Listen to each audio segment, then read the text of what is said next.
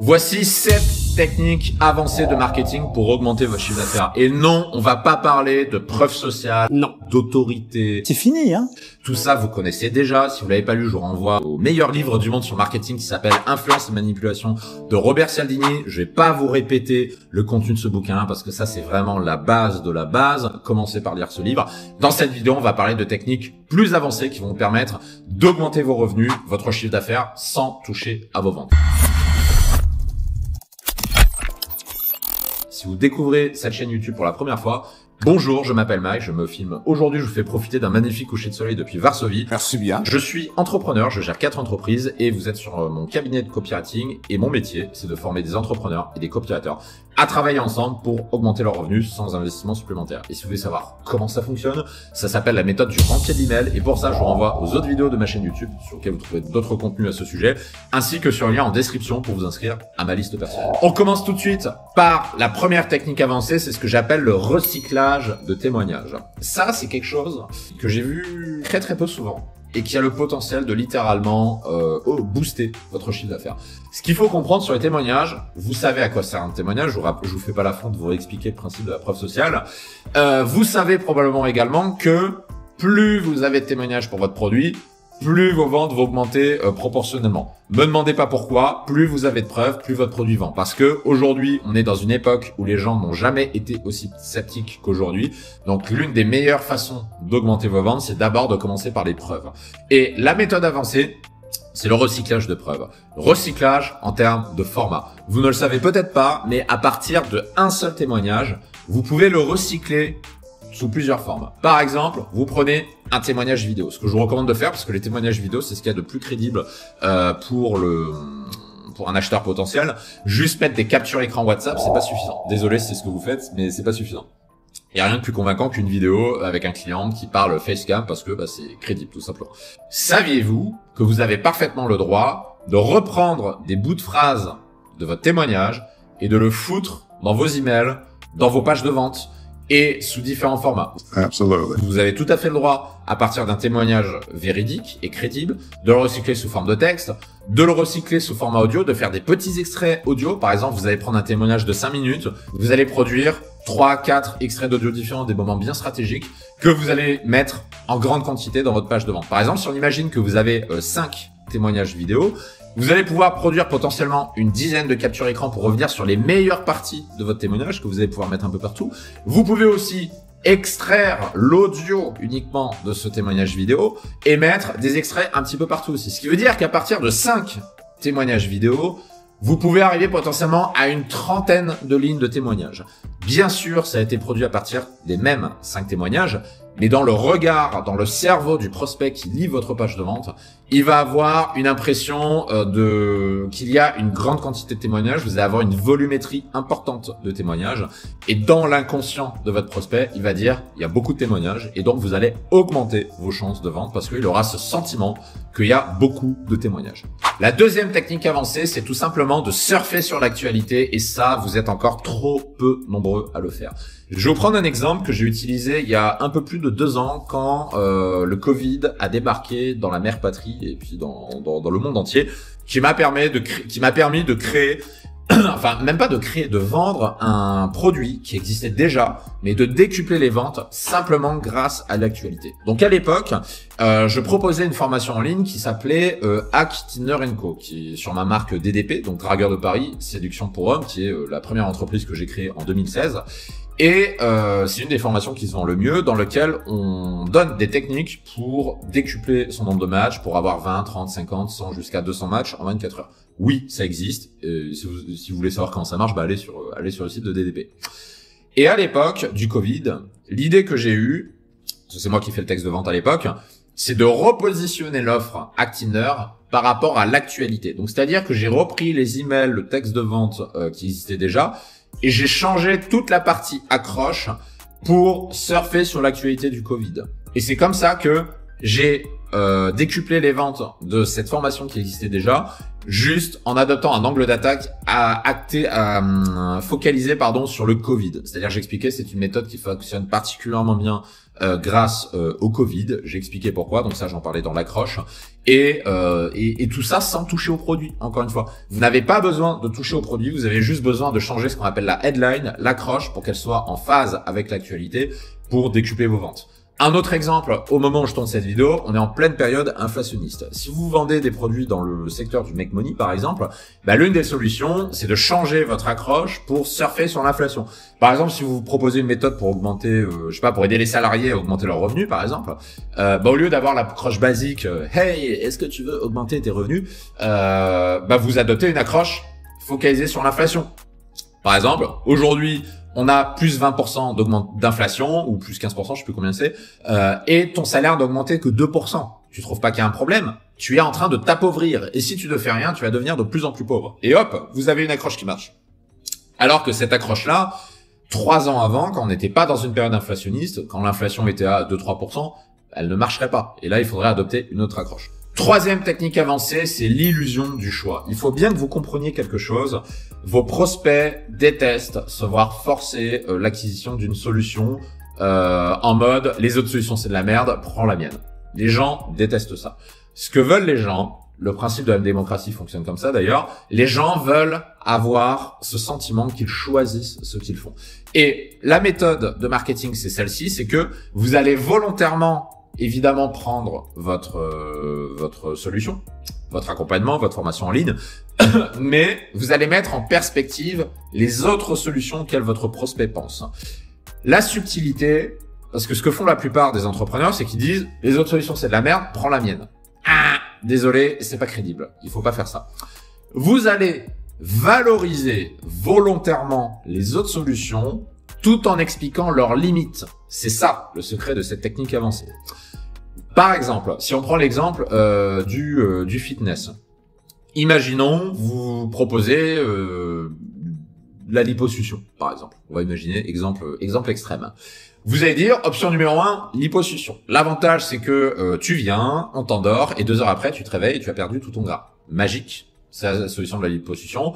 Résultat immédiat, pas d'effort, pas de sport, pas besoin de faire du sport, pas besoin de se faire chier 6 mois à la salle, pas besoin de se priver, pas besoin d'arrêter d'aller au McDo, etc., etc. L'inconvénient étant évidemment que ça coûte cher. Ça, on va imaginer que c'est la première solution. Deuxième solution, vous allez expliquer, se mettre au sport. Et vous allez valoriser la salle de sport. Vous allez dire, la salle de sport, c'est naturel. Vous allez à votre rythme. Vous y allez doucement. Vous construisez du muscle en même temps. Vous le dites, vous construisez du muscle.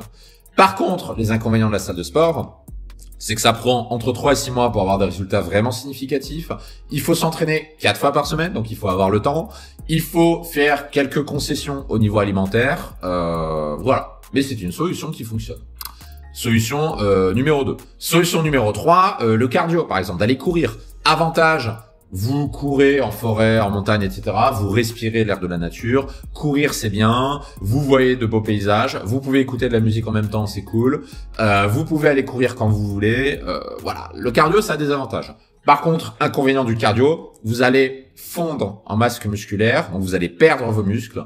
Oui, vous avez perdu du gras, mais vous perdez du muscle aussi. C'est le prix à payer du cardio. C'est long. Il faut faire plus de sacrifices que la salle de sport parce que vous n'allez pas, contrairement à la salle de sport, vous n'allez pas augmenter votre métabolisme de base, vous allez le diminuer. Et comme vous le diminuez, ça veut dire que vous devrez faire plus de concessions sur le plan alimentaire. Donc voilà la technique de l'illusion du choix, c'est que vous listez chacune des solutions avec les avantages et les inconvénients sans chercher à démolir les autres solutions en disant c'est de la merde, ça c'est ce que font la majorité des gens. Vous allez expliquer de manière crédible et en fait pourquoi ça marche, parce que déjà ce que vous faites est crédible. Dans les entretiens d'ailleurs quand je fais des audits marketing avec des clients entrepreneurs, je fais cette technique aussi. Je leur montre les alternatives. Je leur propose mon service qui est du done for you, de tout faire pour eux sans qu'ils aient aucune démarche à faire. L'inconvénient, c'est que ça coûte cher. Autre solution, le do it yourself. Tu peux acquérir ma méthode rentier l'email dans laquelle je t'explique point par point comment faire. Par contre, va falloir faire l'implémentation toi-même. Il y a les risques de faire des erreurs, mais ça marche aussi. L'avantage, c'est que ça coûte beaucoup moins cher. Et derrière, la personne se fait son propre avis et choisit la solution qu'elle veut. Donc, La technique du choix, très efficace, en plus de vous aider à gagner en crédibilité. Quatrième technique avancée pour augmenter vos ventes, c'est la fabrication de la preuve. Alors attention, technique controversée, je vous la donne, faites ce que vous voulez, mais sachez que c'est une technique couramment utilisée de manière générale. Donc voilà, faut être un petit peu réaliste aussi. Je vais vous prendre un exemple polémique. Vous avez le droit de m'insulter en commentaire si vous voulez. La différence de salaire entre les hommes et les femmes. D'ailleurs, soit dit en passant, je vous souffle une idée de formation en ligne si vous voulez essayer. Moi, j'aimerais bien tester. Je pense que ça peut marcher. Une formation en ligne pour aider les femmes à renégocier leur salaire pour être au même niveau de rémunération que les hommes. Et pour ce faire, pour démontrer que les femmes sont moins bien payées que les hommes, vous allez prendre les études qui existent déjà et qui sont couramment citées par les féministes. Sauf que, pourquoi je parle de fabrication de preuves? Parce que quand vous allez regarder ces études-là, il y a beaucoup de biais, statistiques qui font que, en fait, le résultat est juste pas fiable du tout. Sachant qu'en plus, je suis désolé, mais pour comparer le salaire des hommes et des femmes, encore faut-il connaître le salaire de tout le monde. Déjà, connaître le salaire de tout le monde, bon courage. Donc déjà, il y a un énorme biais déclaratif par rapport à ça.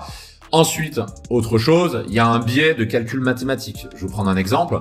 Imaginons vous avez 10 hommes et 10 femmes qui travaillent dans la même pièce, dans la même entreprise. Vous avez les 10 femmes qui sont payées 1000 euros par mois. Ouais, 2000 euros par mois, on va dire parce que c'est en dessous du SMIC. 2000 euros par mois. Vous avez 9 hommes qui sont aussi payés 2000 euros par mois. Et le 10e homme, c'est le chef de cette entreprise ou alors c'est le président ou le manager ou je sais pas qui. Et il est payé 5000 euros par mois. Si vous faites la comparaison entre le salaire des hommes et des femmes dans cette boîte, vous allez voir un écart. J'ai pas le pourcentage en tête, vous pourrez me dire en commentaire, mais vous allez voir un écart de salaire. Et le biais, c'est que si on regarde que l'écart entre les hommes et les femmes dans cette entreprise, tout de suite, vous avez un collectif féministe qui va sauter sur cette boîte, qui vont dire « bande d'enfoirés, inégalité, c'est injuste, patriarcat, égalité de salaire pour tout le monde ». Alors qu'en fait, non. Le problème, c'est que vous avez une personne qui a plus de responsabilités, qui est beaucoup mieux payée que tous les autres, et manque de peau, c'est un homme, et enfin manque de peau, j'en sais rien, en tout cas manque de peau, et ça crée cette différence statistique. Donc à partir de là, quelle conclusion on peut émettre? La conclusion, c'est qu'on peut fabriquer la preuve qu'on veut, potentiellement. Et ça, il faut bien le comprendre, les études statistiques, globalement, elles sont toutes conçues pour fabriquer les preuves que vous désirez fabriquer. Je vous prends un autre exemple, le vin, par exemple. Vous avez beaucoup d'études sur Internet qui démontrent que le vin, je vais mettre au conditionnel parce que, légalisation, tout ça, l'alcool est dangereux pour la santé, à consommer avec modération, blablabla, blablabla. Il y a des études qui montreraient que le vin allongerait l'espérance de vie. Sauf qu'il y a un énorme biais. Qui sont les personnes qui boivent quotidiennement du vin? Généralement, ce sont des personnes aisées. Alors, est-ce que c'est le vin qui allongerait l'espérance de vie? Ou alors, est-ce que c'est le mode de vie de la personne qui fait qu'elle a une espérance de vie supérieure? On ne sait pas. Mais toujours est-il que, d'après cette statistique-là, on bombarde que le vin allongerait l'espérance de vie. Donc, tout ça pour dire que les statistiques, vous pouvez fabriquer les preuves que vous voulez et vous pouvez également vous servir de ces biais dans votre propre activité. Derrière, c'est à vous de voir par rapport à votre éthique. Moi, ce que je peux vous dire, à titre personnel, je ne le fais pas, mais je sais que dans le milieu entrepreneuriat, il y a beaucoup de personnes qui n'ont aucun scrupule à le faire. Donc derrière, à vous de voir, sachez que c'est une technique qui marche très très bien. 5e technique marketing avancée, c'est de vous focaliser sur la nouvelle idée de votre programme et notamment de favoriser la transformation plutôt que l'amélioration. Ce qu'il faut comprendre, c'est que les gens, de manière globale, cherchent toujours la nouveauté, la nouvelle idée, la découverte scientifique révolutionnaire qui va résoudre leurs problèmes. Je vous prends un exemple. Ça, c'est peut-être une marque que je montrerai un jour. Les soi-disant pilules brûleuses de graisse. Je vous laisse vous renseigner sur Internet pour vérifier à quel point c'est une énorme connerie. Je fais de la musculation depuis 5 ans, donc je vous affirme que c'est une énorme connerie, les brûleurs de graisse. C'est insignifiant dans les résultats que vous pouvez obtenir. Loi de Pareto, brûleur de graisse, ça n'a juste aucun impact. Voire même, ça peut avoir un effet pervers, c'est-à-dire qu'il y a des personnes qui prennent des brûleurs de graisse et qui derrière vont bouffer un gâteau parce qu'ils se disent c'est bon, j'ai un brûleur de graisse. Et en fait, non. Ils vont tout simplement prendre du gras. Ce qui est important à comprendre, c'est l'idée derrière ce que vous proposez. Vous devez mettre en avant une certaine nouveauté. Vous devez connecter votre offre à une découverte, à un changement, à une révolution, à quelque chose. Je vous prends 2 exemples. Un exemple, ces derniers mois, j'ai vu beaucoup de formateurs en ligne sortir des formations pour trouver des clients sur Instagram. Ils surfaient sur une nouvelle idée qui était l'algorithme d'Instagram a changé. Voici ma nouvelle formation qui surfe sur cette nouvelle version de l'algorithme. Et ça, c'est génial parce qu'on surfe sur une nouveauté. Autre idée que moi j'ai utilisée par exemple sur DDP, l'algorithme de Tinder change. Du coup, j'ai créé une formation en ligne qui vous permet de passer au travers l'algorithme de Tinder et d'avoir beaucoup plus de matchs que la moyenne des autres mecs. Je surfe sur l'idée et je mets en avant l'idée. Et sachez-le, l'idée est beaucoup plus importante que l'offre parce que la nouveauté d'une idée, c'est un déclencheur d'achat chez les gens. Sixième technique marketing avancée, c'est de passer beaucoup de temps à réfléchir au nom de votre offre. Chose que vous ne faites jamais. Et quand je dis vous, c'est la majorité des personnes qui vont regarder cette vidéo, entrepreneurs, copywriters.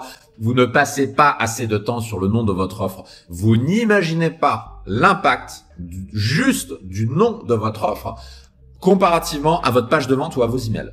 Je vais vous prendre 3 exemples d'offres qui marchent bien dans mes entreprises pour que ça puisse vous donner des idées. Premier programme, par exemple, qui marche très très bien dans notre cabinet MT de copywriting et marketing, Rentier de l'email. C'est le nom que j'ai choisi après 2 mois de réflexion pour choisir le nom de mon programme dans lequel je donne tous mes secrets pour booster votre chiffre d'affaires, pour aller jusqu'à le tripler en quelques mois grâce à de simples emails de 250 mots. Spoiler, oui, ça fonctionne. La promesse peut vous paraître grande. Et si vous souhaitez en savoir plus, il faut vous inscrire sur ma liste personnelle. Pour rappel, le lien se trouve en description de cette vidéo. Rentier de l'email, j'ai mis 2 mois à trouver ce nom. Et j'ai cherché plein de noms. J'ai cherché l'équation de l'email qui rapporte de l'argent, profit automatique. J'ai cherché à plein de noms. J'étais jamais satisfait des noms que j'arrivais à trouver. Et le jour, me demandez pas comment j'ai fait, c'est d'un coup, il y a des neurones qui sont connectés. Et là, j'ai le nom Rentier d'email qui est apparu dans le cerveau. Et là, j'ai fait, ouais, c'est ça. Ce nom, il déchire. Ce nom, il est parfait. Rentier email. Vous avez tout. Vous avez tout dans les 2 mots de votre offre. Deuxième exemple, le programme Abondance qu'on propose sur DDP, sur Dragon Paris, pour de la séduction pour hommes célibataires. Le nom Abondance est parfait. Pourquoi il est parfait? Parce que il y a tout dans le nom. Que veulent les hommes qui travaillent avec nous sur DDP, qui veulent qu'on les accompagne pour les aider à rencontrer des femmes qui leur plaisent?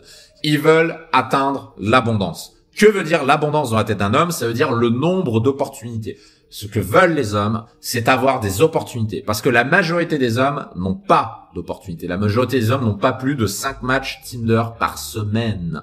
Et nous, sur le programme Abondance, on les fait passer de 5 matchs par semaine à 30, 40, 50, 100. Nos meilleurs clients, je crois, ils ont eu 200, 300 matchs en une semaine. Et ça, c'est le genre de score que vous obtenez quand vous appliquez notre méthode, qui est la méthode du programme Abondance. Donc, le nom se suffit de lui-même. Quand vous arrivez chez DDP et que vous entendez parler du programme Abondance, avant même que je vous ai expliqué de quoi ça parlait, vous savez déjà plus ou moins qu'est-ce que ça veut dire derrière. Ça, c'est le deuxième exemple. Troisième exemple sur Lovers in Paris, qui est là mon activité de séduction pour femmes célibataires. Donc là, c'est la même chose que DDP, mais pour les femmes. On a un programme qui s'appelle Nouveau Départ. Nouveau Départ, ça sonne bien dans la tête d'une femme. Pourquoi? Parce que contrairement aux hommes, si j'avais pris le mot abondance chez les femmes, ça ne marcherait pas. Parce que l'abondance, c'est pas ce que veulent les femmes. Les femmes ne veulent pas l'abondance de rencontres, elles l'ont déjà. Ce que veulent les femmes, c'est rencontrer le bon avec qui elles vont passer leur vie. Et l'une des manières de symboliser ce renouveau, cette reconnexion vers soi, c'est le programme Nouveau Départ. Parce que c'est ce qu'on leur propose. On leur propose de prendre un nouveau départ dans leur vie amoureuse. Alors que le nom Nouveau Départ, chez les mecs, ça marcherait pas. Parce que Nouveau Départ, ça manque de force de percussion. Ça manque de puissance. Ça manque de masculinité. C'est pas un mot masculin, Nouveau Départ. Vous voyez la différence entre les noms d'offres? Donc, tout ça pour dire, cette 6e technique marketing avancée, passez 2 mois s'il le faut à choisir le nom de votre offre. Peut-être vous allez me dire en regardant cette vidéo, c'est moi que je savais déjà. Ouais, mais vous ne passez pas assez de temps sur votre offre parce que à chaque fois que je fais un audit marketing, sans aucune exception, je n'ai jamais vu un nom d'offre parfait où j'avais rien à redire. Le nom de l'offre était toujours nébuleux. J'étais toujours là, donc là je fais un audit marketing avec un entrepreneur qui souhaite travailler avec nous. Il me montre sa page de vente, il me regarde, il me dit qu'est-ce que tu penses de ma page de vente? Là je suis là, je regarde. Tu vends quoi en fait? Juste, je lis le nom de l'offre, je comprends pas. Et je suis obligé de me tartiner la page de vente pour comprendre. Donc là, on fait un audit marketing. Bon, je vais la lire, la page de vente. Je suis payé pour ça, quelque part. Mais si je me mets dans la tête d'un mec qui a pas le temps, qui est pressé, qui a plein de trucs à faire, juste si le nom ne me parle pas, je m'en vais, je vais faire autre chose. Il faut bien le comprendre. Votre prospect n'est pas payé pour lire votre page de vente. Moi, vous me payez pour ça. Donc moi, je lis vos pages de vente, je les décortique avec vous et je vous aide à les améliorer. Voire, on les fait pour vous. Ça, c'est un des services qu'on propose.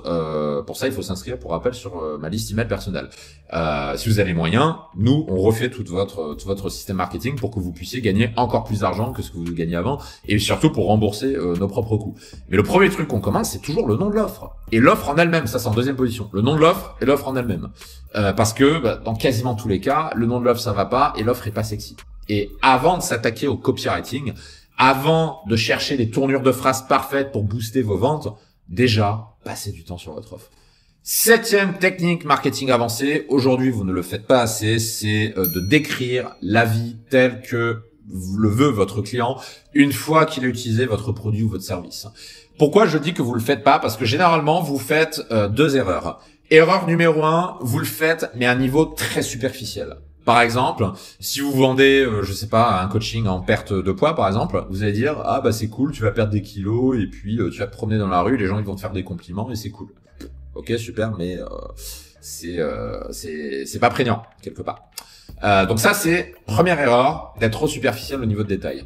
Deuxième erreur, c'est de ne même pas en parler et en fait de faire une focalisation intégrale sur votre produit, sur les features de votre produit. Ça c'est probablement l'erreur que je vois le plus. Et à chaque fois, on dit à nos clients, les gens se fichent des features de votre formation en ligne ou de votre coaching. Et ça, c'est un biais qu'on a quand on est le créateur de son propre produit ou service, c'est qu'on va passer beaucoup de temps à le décrire parce que on est fier de son produit, de son service. On en est fier, on veut le mettre en avant. C'est votre bébé. Vous avez passé beaucoup de temps dessus, donc naturellement, vous le mettre en avant. Vous êtes content de votre produit. Ok, mais votre client, il faut accepter qu'il s'en fout, quelque part. Votre client n'achète pas votre produit parce que vous êtes sympa ou parce que vous avez passé 200 heures à le concevoir. Votre client est égoïste. Je dis pas ça avec méchanceté. Il faut l'accepter. On est tous égoïstes. On pense tous à nous en premier. Et jouer à la personne altruiste, ça marche pas. D'ailleurs, j'ai un avis très personnel à cette question-là. Je pense fondamentalement que les gens trop altruistes sont en fait les pires égoïstes qui soient parce qu'en fait, ils essaient de faire passer sous le coup d'une cause noble, quelque chose qui est en fait intégralement centré sur eux. Par exemple, des mecs qui sont à fond altruistes, généralement, ce sont des personnes qui ont quelque chose à se faire pardonner et en fait, elles le font parce qu'elles veulent se faire pardonner quelque chose. Je fais une petite description sur l'altruisme, mais comprenez que les gens sont fondamentalement égoïstes dans le sens où ils pensent à eux en premier. Donc les gens se fichent de votre produit, les gens veulent savoir ce qu'il y a d'intéressant pour eux en termes de bénéfices. Et pour proposer votre produit ou service, ce qui est plus intéressant, c'est de leur expliquer la vie qu'il va avoir après. Grâce à l'utilisation de votre produit ou service, c'est beaucoup plus vendeur que de se concentrer sur les features. Donc ça, c'était pour les 7 techniques de marketing que vous pouvez utiliser dès aujourd'hui. Pour avoir d'autres contenus, je vous renvoie aux différentes vidéos de ma chaîne YouTube. Vous allez trouver plein de matériel qui vont vous aider. Et pour accéder à des méthodes plus avancées, notamment à la méthode complète qui s'appelle Rentier de l'email, je vous donne rendez-vous sur le lien en description de cette vidéo pour vous inscrire sur ma liste personnelle puisque c'est le passage obligé pour vous procurer les différentes méthodes.